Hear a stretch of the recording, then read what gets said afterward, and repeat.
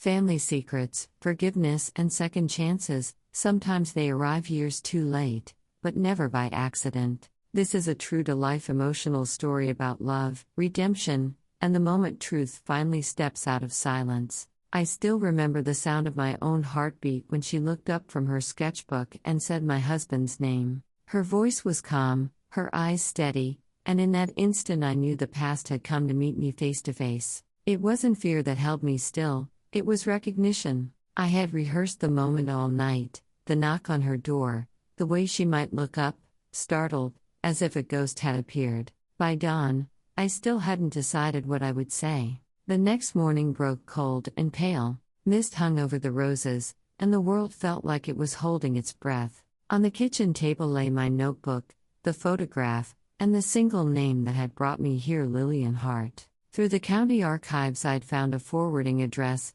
Shady Hollow Care Home, 30 minutes north.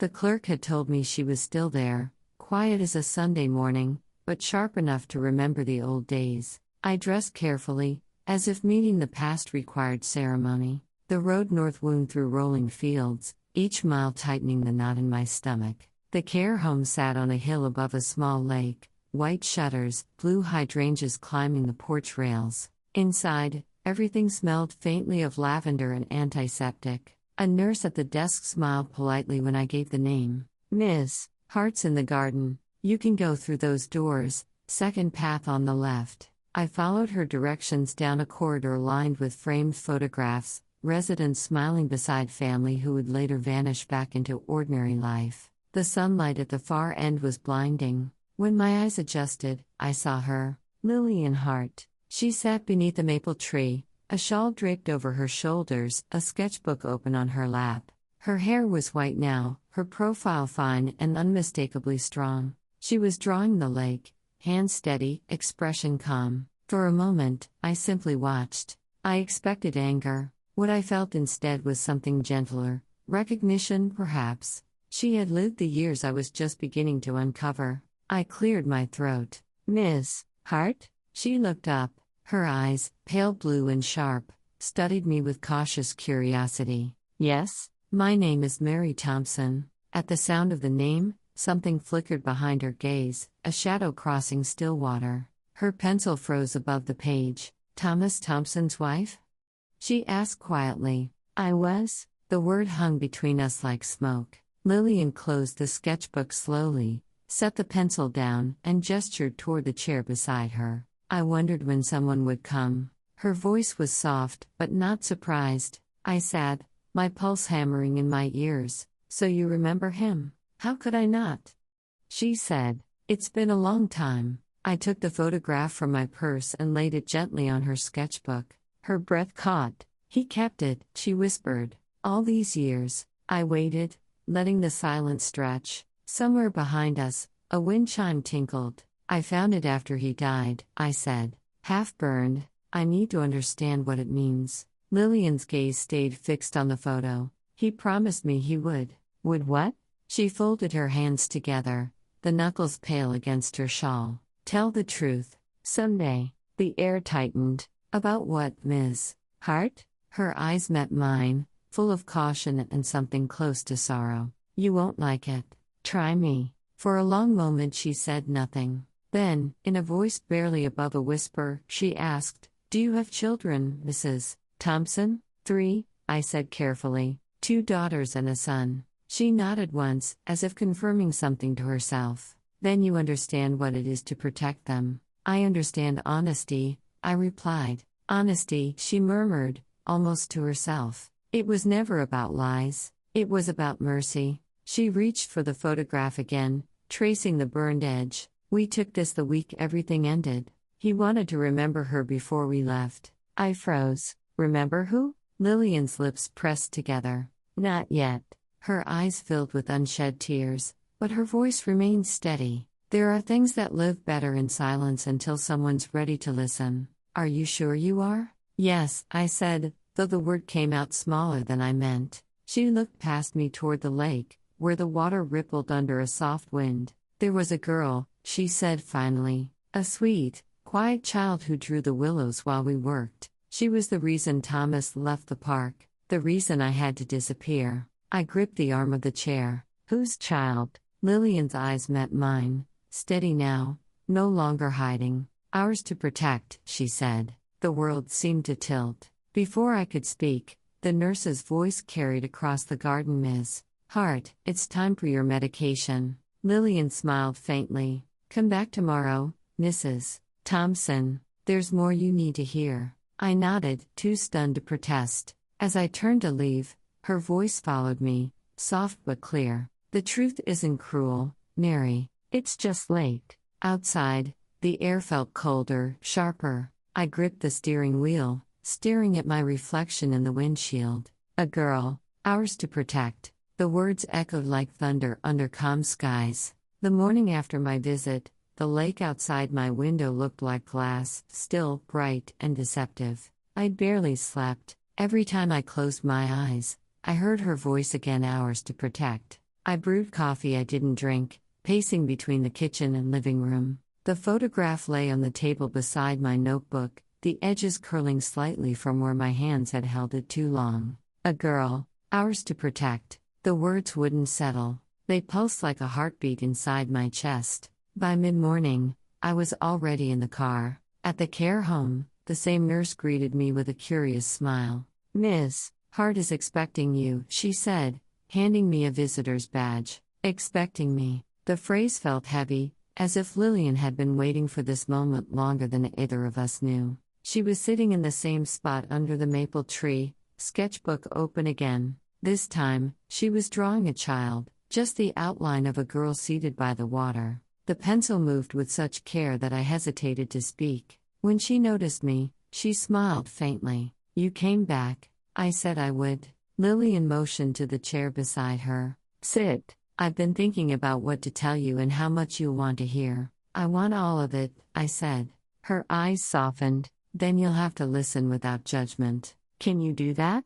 I nodded, though I wasn't sure it was true. She folded her hands in her lap. Thomas was a good man. He carried kindness the way other people carry burdens. We met when the park opened its volunteer program. I just lost my sister. She'd left a daughter behind. The air between us grew still. The girl Carl mentioned, I said quietly. Yes, she whispered. Her name was Grace. The name caught in my throat. Grace. She was 12 then. Brilliant. Loved to draw. Thomas took to her immediately, like she reminded him of something he'd lost. I felt a shiver trace my spine. Why didn't he ever tell me about her? Lillian looked down at her hands. Because he wasn't supposed to. What do you mean? Her eyes lifted, clear and sad.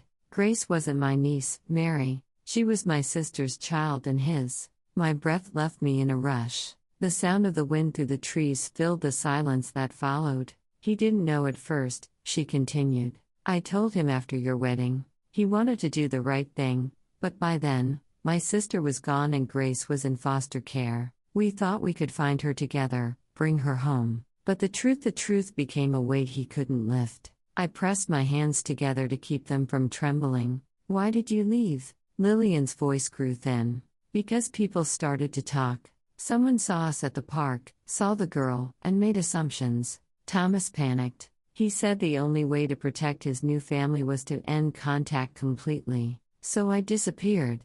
Grace was placed again. And the rest you know. The garden seemed to close around us. I could hear the rustle of leaves, the distant clatter of dishes from the dining hall. So the girl, my words faltered.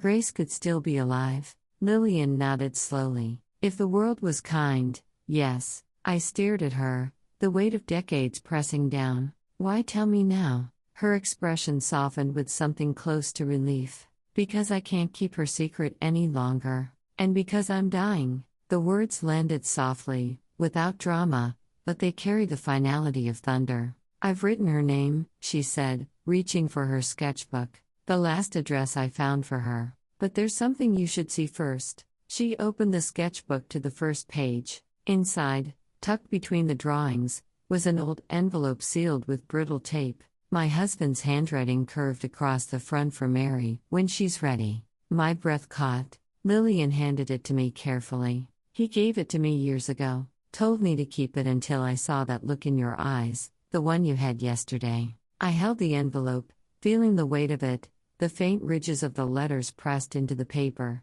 "What's inside?" I asked. Lillian's gaze met mine. "The truth about Grace. But be sure, Mary, truth doesn't always heal. Sometimes it just changes what you think you know." Before I could respond, the nurse appeared at the doorway. "Ms. Hart, your doctor's ready for you." Lillian smiled faintly. "Tomorrow? We'll finish tomorrow." I nodded, unable to speak. Driving home, the envelope lay on the seat beside me, pale against the dark leather. Each mile between us felt heavier. At a red light, I brushed my fingers over the handwriting. His handwriting. "For Mary, when she's ready." The light turned green. I didn't move. Outside, a flock of birds lifted suddenly from the trees, scattering like pieces of a secret finely disturbed. The house was silent when I came home. Evening light filtered through the curtains, brushing the furniture in soft gold, but everything felt changed, like the walls themselves were listening. The envelope sat on the kitchen table where I'd left it.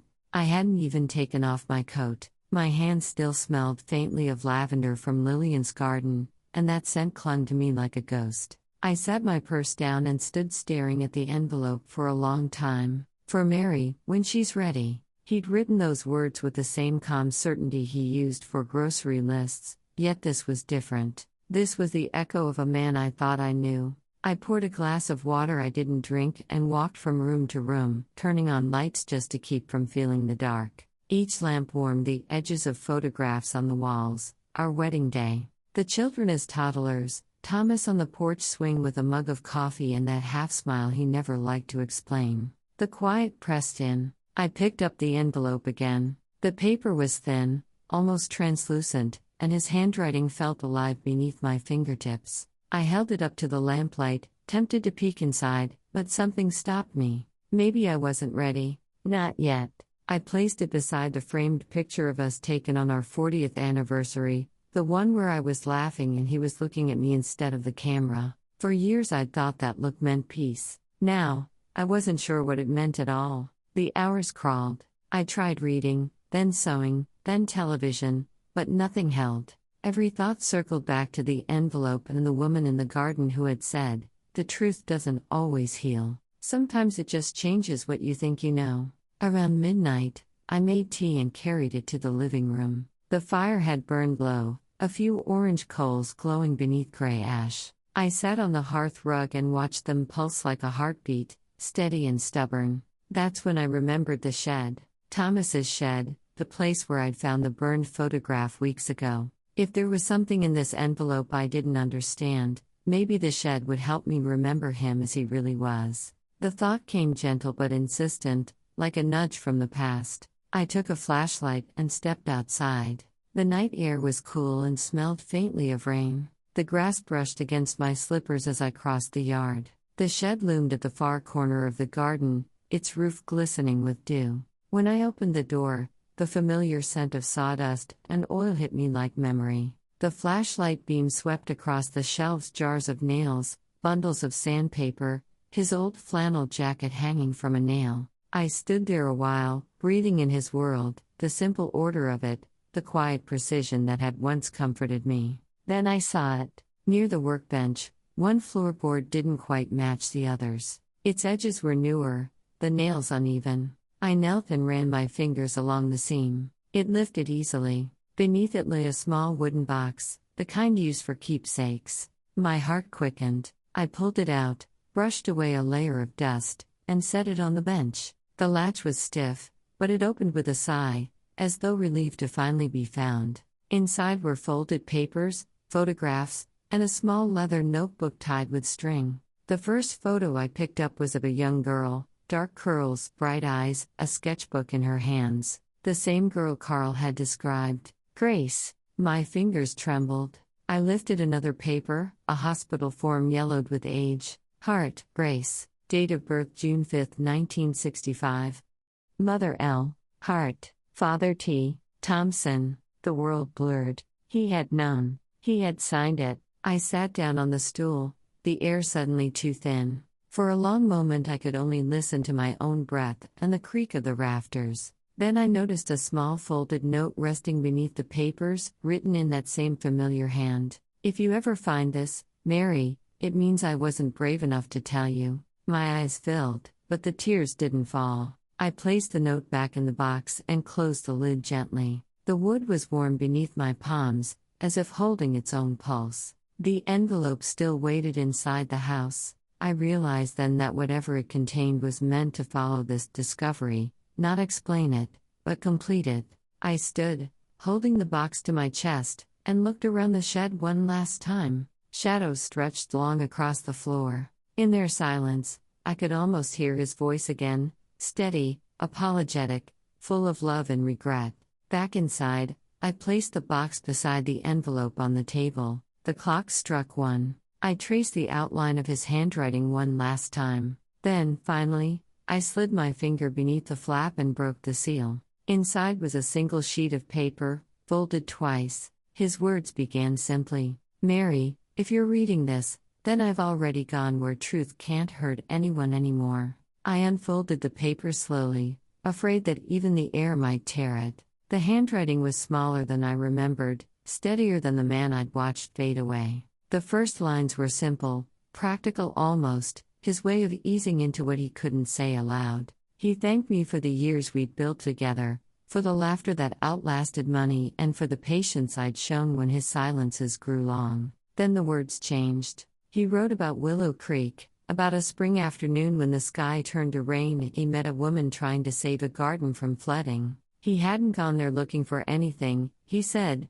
but compassion sometimes takes the wrong shape. What began as kindness became something that frightened them both. Lillian's sister had been ill. Thomas had helped where he could. He hadn't meant to fall in love, and when he realized the cost, it was already too late. There had been a child, Grace. He wrote that he'd seen her once, from a distance, holding a sketchbook and looking so much like him that it took his breath. He had tried to find her again, but every attempt risked breaking the life he'd built with me. So he chose silence. He called it cowardice, I called it grief that never found a home. I stopped reading for a moment, pressing my palm to the page as if to feel the warmth of his regret. The lamp beside me flickered, and the house seemed to exhale. He asked for forgiveness, not for the affair, not even for the lie, but for letting fear decide the rest of his life. He wrote that if I ever found Lillian, she would tell me what he couldn't. That Grace had been placed safely, that she'd grown up kind, that she'd drawn her way through the world. The final lines were brief. He said he'd hidden the papers beneath the shed so that I could know the truth if I ever needed it. "If you're reading this," he wrote, "then maybe it's time the past belonged to all of us, not just to me." I folded the letter carefully, smoothing the creases with my fingers. My heart felt both heavy and light, as if the same weight that had crushed him was now shifting into my hands. Outside, the wind stirred the curtains. I imagined the willow trees moving in the park, the way their branches had brushed the water the day he'd carved their names. For years I'd believed his quietness was contentment. Now I saw it for what it was, penance. I looked at the wooden box on the table, the photograph beside it, and finally at the clock. The minute hand trembled on the hour. Somewhere beyond the walls, a train horn sounded, lonely and low. I whispered his name once, not as accusation, but as recognition. Then I picked up the letter again and read the last line aloud, the words barely leaving my lips. "Find her, Mary. Tell her I was sorry." The room went still. In that stillness, I knew what came next. Tomorrow I would return to Lillian. I would take the letter, the photograph, the truth, and ask for the address she'd promised. Whether Grace wanted to be found or not, the time for silence had ended. Morning light spilled through the curtains like something new. For the first time in weeks, I woke without the heaviness that had followed me since Thomas's funeral. The letter lay folded on the nightstand, its words still echoing through me. "Find her, Mary. Tell her I was sorry." I dressed slowly, the way I used to on Sundays, careful, deliberate, choosing calm over haste. Then I spread the papers across the kitchen table, the photograph, the hospital record, the note from Lillian with Grace's last known address, Elm Grove, a small town 2 hours north, near the river. I traced the letters with my fingertip. It looked ordinary on paper, but I knew the weight it carried. By mid-morning, I was on the road, the box from the shed resting on the passenger seat beside my purse. The hum of the tires and the rhythm of the wipers made a quiet music of their own. I kept thinking how strange it was that a life could hide in plain sight for decades, waiting for courage to find it. The landscape rolled by in muted colors, fields turning gold, clouds low and gray. Somewhere past the halfway point, I pulled into a roadside diner. The waitress poured coffee without asking, the smell of bacon thick in the air. "You traveling far?" she asked. "Far enough," I said with a small smile. She nodded knowingly, the way strangers sometimes do when they recognize a kind of longing. I ate without tasting much. When I paid, she slipped a peppermint beside the check. "For luck," she said. Maybe luck was what I needed. Or grace. Or both. By afternoon, I reached Elm Grove. The town was small, the kind of place that hadn't changed in 40 years. Brick storefronts, an old clock tower, children on bicycles weaving through the square. My heart thudded as I parked outside the public library. Inside, the air smelled of paper and dust. I approached the front desk, where a young librarian looked up with a practiced smile. "Hi, can I help you?" "I'm looking for someone," I said, my voice steadier than I felt. "Her name is Grace Hart. I believe she lived here some time ago." The librarian typed on her computer, the soft clack of keys echoing in the quiet room. After a moment, she nodded. "There's a Grace Miller, maiden name Hart, listed in the town registry. She runs the art center on Willow Street." "Art, of course." I thanked her and walked back into the sunlight. My legs felt unsteady. Grace Miller. She changed her name, but not the thread that tied her to him: the drawings, the willow trees. The art center sat on the edge of town in a converted church, its stained glass windows glowing softly from within. Through the open door came the sound of laughter and the faint scrape of brushes on canvas. I paused on the threshold. Inside, a group of children painted at easels while a woman moved among them, offering gentle encouragement. She wore a loose blue shirt, sleeves rolled to the elbows, her dark hair streaked with silver. Even from a distance, I saw it.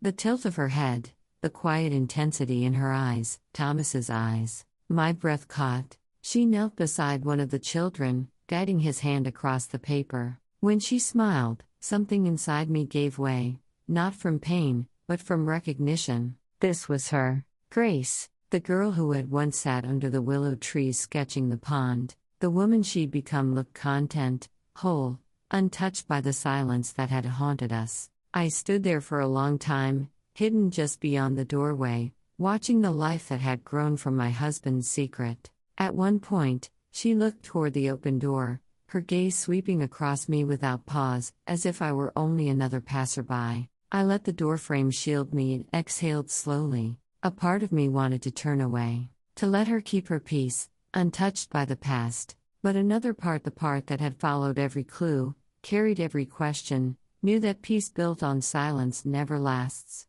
The class ended. Children filed out laughing, carrying their damp paintings like trophies. Grace stacked brushes into jars and wiped her hands on a cloth. Then she moved to the window, standing in the same light I'd seen in the old photograph. The years fell away. I stepped closer, my shoes barely making a sound on the wooden floor. The air smelled faintly of turpentine and rain. She turned slightly, sensing movement, but didn't speak. For a moment, I could almost hear Thomas's voice again tell her I was sorry. I stopped a few feet away, heart pounding. The photograph, the letter, the truth, they all felt heavier in my purse than any burden I'd carried before. I opened my mouth, then closed it. She deserved to be met by grace, not ghosts. So I waited, breath held, watching her wipe the last trace of paint from her fingers. Outside, the sun had begun to dip behind the trees, painting the room in amber light. I took one more step.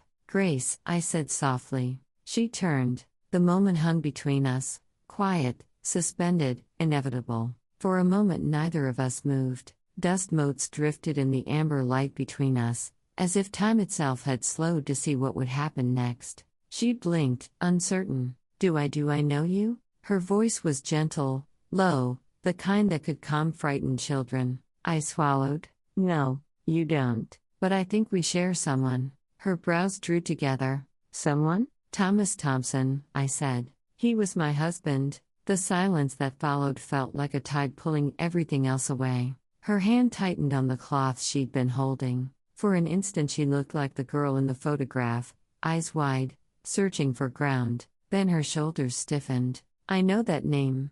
You should, I said softly. He was your father. The words landed between us like a stone thrown into still water. Ripples of shock, disbelief, then something older, something that had waited years to be spoken. She shook her head slowly. No, my records say they said there wasn't a father, just a name on a form no one could read. There was, I whispered, and he loved you, even when he couldn't be with you. Her laugh was small, brittle. Love?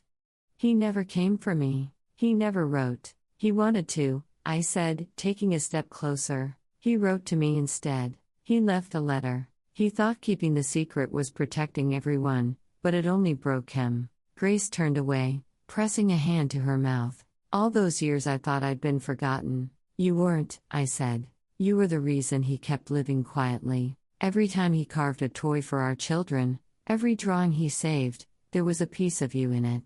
I didn't see it then. She faced me again, eyes bright with tears. So what am I supposed to do with that?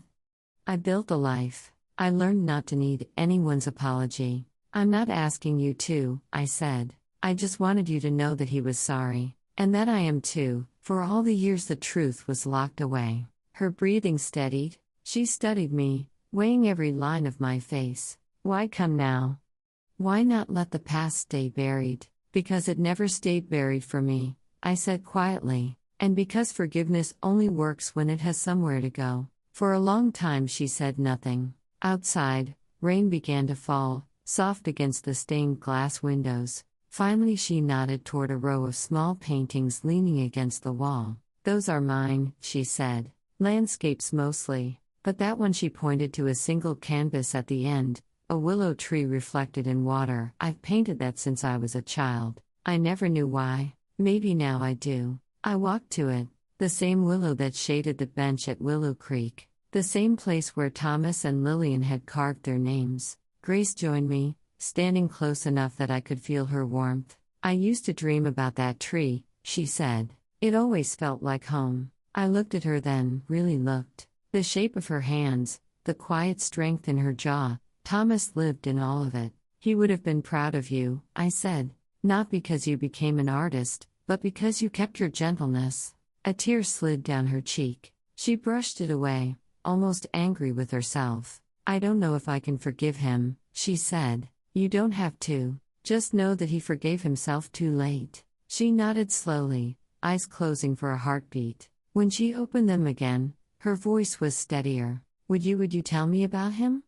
What he was like when he wasn't running from ghosts? I smiled through the ache in my chest. I can try. We sat at a small table splattered with paint, and I began to talk about the quiet jokes he used to make, the way he hummed while fixing a hinge, the pride he took in every small thing. She listened, head tilted, absorbing every word like light after years of shadow. When I finally stopped, she reached across the table and laid her hand over mine. For what it's worth, she said, I'm glad he had someone who loved him enough to find me. The simple kindness of it undid me. Rain whispered on the windows, the air smelled faintly of turpentine and forgiveness. We sat like that, hands still, hearts catching up to truth. The rain stopped sometime before dawn. When I woke, the air smelled of wet earth and roses. I made tea for two, though I wasn't sure she would come. At 10 o'clock, the gate creaked. Through the kitchen window I saw her standing in the drive, Grace, the woman who had once been the child in the photograph. She carried a small bundle wrapped in brown paper. For a heartbeat I froze, afraid that opening the door would end the fragile peace we found. Then I remembered what Thomas had written. Find her. Tell her I was sorry. I opened the door. Come in, dear. Grace hesitated on the threshold, looking past me into the hall. Her eyes moved over the framed photographs, the smell of lemon polish, the sound of the clock ticking in the next room. It feels familiar, she murmured. It should, I said. Your father built half of it. She smiled, nervous, genuine. May I? I nodded. We walked through the house together like tourists in someone else's life. She stopped at the mantel where the burned photograph once rested. Only the faint scorch mark remained. "This is where it began," I said quietly. She traced the mark with one finger. "He tried to destroy it? He tried to protect us from it," I answered. "But secrets don't burn. They wait." Grace unwrapped the paper she'd brought. Inside was a new photograph, bright and whole. It showed the willow tree reflected in a still pond. She set it gently on the mantel. "Maybe this one can stay," she said. By noon, my children began to arrive, Anna first, then Mark and little Elise trailing behind with shy eyes. I hadn't told them everything, only that there was someone they needed to meet. Grace stood when they entered, her hands twisted together, unsure. Anna looked from me to her. "Mom, this is Grace," I said. My voice trembled but held. "Your father's daughter, your sister." The word hung in the room like a note that had to resolve. For a long moment no one moved. Then Anna stepped forward and offered her hand. "It's strange," she said softly, "but you look like him, especially around the eyes." Grace let out a breath that was almost a laugh. "I've been told that today." Mark crossed the room, silent, then touched Grace's shoulder. "He was a good man," he said simply. "Complicated, but good." Grace nodded, eyes glistening. "I've spent years wondering what he was like. Thank you for letting me know." Elise, only 12, studied her a moment longer, then said what none of us could. "Can I call you Aunt Grace?" Grace laughed through her tears. "I'd like that very much." The tension broke like glass turning to light. We ate lunch in the garden. The sky had cleared, the air smelled of rain and cut grass. Grace told stories about the art center, children who painted dreams instead of landscapes, an old man who carved birds out of driftwood. Anna shared news of her own kids. Mark talked about rebuilding the porch Thomas had designed years ago. Listening to them, I felt something loosen inside me, a knot that had been there so long I'd mistaken it for part of myself. Grace looked toward the shed at the far edge of the yard. "Is that where you found everything?" "Yes," I said. "The floorboards still remember him." "Would you show me?" We walked across the grass. The door creaked open on the same familiar smell of cedar and oil. She ran her hand along the workbench, eyes wide. "He carved these handles by hand," I told her. "Said machines made things too perfect. He liked the flaws." She smiled faintly. "Maybe that's where I get it." We stood there for a while, neither speaking, just breathing the same air he once breathed. Later, as the sun began to dip, everyone drifted back inside. I brewed one last pot of tea and carried it to the porch. Grace followed, carrying the photograph she'd brought. We sat together watching the sky burn itself into gold and rose. "I used to hate him," she said quietly, "whoever he was. But now that I know what he carried, I think maybe I just miss him." "He missed you every day," I said. "He just didn't know how to reach you." She looked at me then, eyes bright with the same mixture of sorrow and peace I'd seen in Thomas when he finally forgave himself for small things, broken fences, forgotten birthdays, unspoken love. After a long silence, she asked, "Do you think he'd forgive me for not coming sooner?" I shook my head gently. "There's nothing left for forgiveness to do. We've already done it." The porch light flickered on as dusk settled. Inside, my grandchildren's laughter echoed faintly down the hall. Grace stood and looked through the window, her reflection overlapping theirs. "They look happy," she said. "They are," I answered. "Now maybe we can be, too." She turned back to me, hesitated, then leaned forward and kissed my cheek. "Thank you," she whispered. "For what?" "For opening the door." After she left, I stayed on the porch until the crickets began. The photograph she'd brought glowed softly in the lamplight, willow branches, calm water, the faint outline of two figures in the distance. I realized then what Thomas had meant by his final words. Finding Grace hadn't just been about her. It was about me learning to live in truth rather than memory. Looking back now, I see that the fire I found in our hearth that first night never meant to destroy anything. It only burned away what kept the light from reaching us. Weeks passed, and the house began to feel different, lighter somehow. The spaces where silence once gathered now held voices, footsteps, the low hum of ordinary life. Grace visited often, sometimes bringing her students' paintings to show me, sometimes just bringing herself. One afternoon she arrived with a frame in her hands. I thought it was time, she said. Inside the frame was the new photograph, the willow tree reflected in still water, and beside it, the fragment of the old one, carefully mended along its burned edge. 2 images, joined but not disguised. We hung it above the mantel where the scorch mark used to be. Sunlight caught the glass, turning the surface into liquid gold. For a moment I could almost see Thomas there, his shadow beside mine, quiet as breath.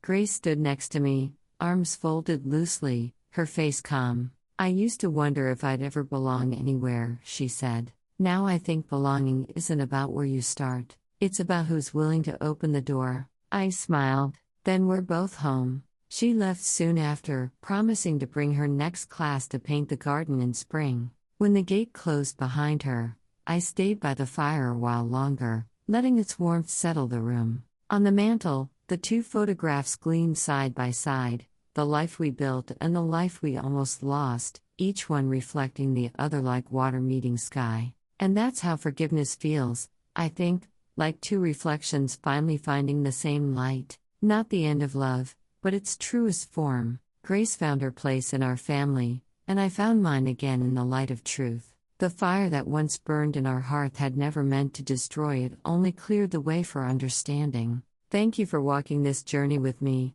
through love, loss, and the quiet redemption that waits when we're brave enough to face the past. If this story stayed with you, I hope you'll share what it made you feel.